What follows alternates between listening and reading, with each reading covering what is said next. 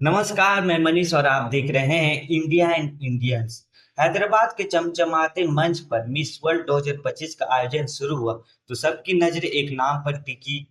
मीला Maggi miss England. लेकिन तभी हुआ एक ऐसा धमाका जिसने पूरे आयोजन की नींव हिला दी। इंडिया से लौटे मीला ने एक बयान दिया जिसने हेडलाइन बना दे, मुझे वेश्या जैसा महसूस कराया गया। क्या वाकई भारत में ऐसा हुआ या मीला ने खुद रचा कोई और खेल? मिस इंग्लैंड मीला मैगी, जो अपनी प्लस साइज बॉडी और साहसी आवाज के लिए जानी जाती है, हैदराबाद में मिस वर्ल्ड 2025 में हिस्सा लेने आई थी। लेकिन उन्होंने कार्यक्रम बीच में ही छोड़ दिया और इंग्लैंड लौटे। एक इंटरव्यू में भारत पर गंभीर आरोप लगाए। उनका कहना है, हमें सुबह से लेकर रात तक मेकअप में रखा जाता था, हमें नाचने वाले बंदरों जैसा बर्ताव सहना पड़ता था, यहाँ तक कि ब्रेकफास्ट के दौरान भी बॉल गाउन पहनना पड़ता था।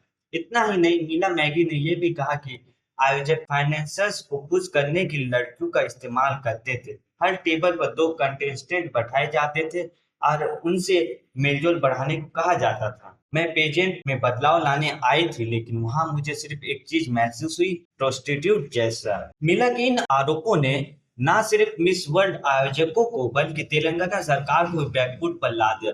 मिस वर्ल्ड की चेयरवुमैन जूलिया मोल्ले ने इन आरोपों को झूठा और अपमानजनक बताया। उनके मुताबिक मीला ने अपनी मां की सेहत से जुड़ी पारिवारिक आपातकाल के कारण प्रतियोगिता छोड़ी थी और उनकी वापसी की व्यवस्था तुरंत की गई थी। दूसरी ओर तेलंगाना के स्पेशल चीफ सेक्रेटरी जयशंकर ने भी इस मामले की जांच की। उन्होंने कहा कि 13 मई को चौमहला पैलेस में हुए एकमात्र पब्लिक इवेंट की सीसीटीवी फुटेज की जांच की गई, जिसमें मीला भी शामिल थी। फुटेज में दिखा कि मीला एक सीनियर आईएएस अधिकारी, उसकी पत्नी, बहू और अन्य मेहमानों के साथ बैठी। रंजन ने कहा, मीला के आरोपों में 1% भी सच्चाई नहीं है, ये पूरी तरह मनगढ़ंत बातें हैं। उन्होंने 20 अन्य कंटेस्टेंट से भी बातें की जिन्होंने ऐसी कोई शिकायत नहीं की। रंजन ने यह भी संकेत दिया कि मीला के बयान भारत और हैदराबाद को बदनाम करने की साजिश हो सकती है। मीला मैगी कोई साधारण कंटेस्टेंट नहीं थी।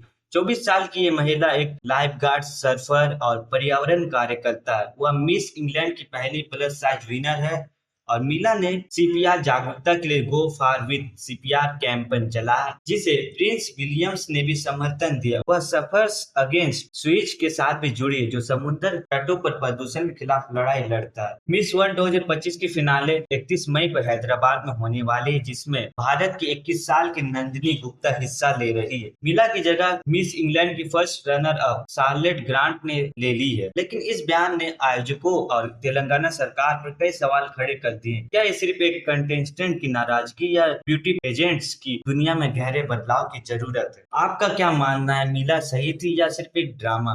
कमेंट करके जरूर बताएं। धन्यवाद।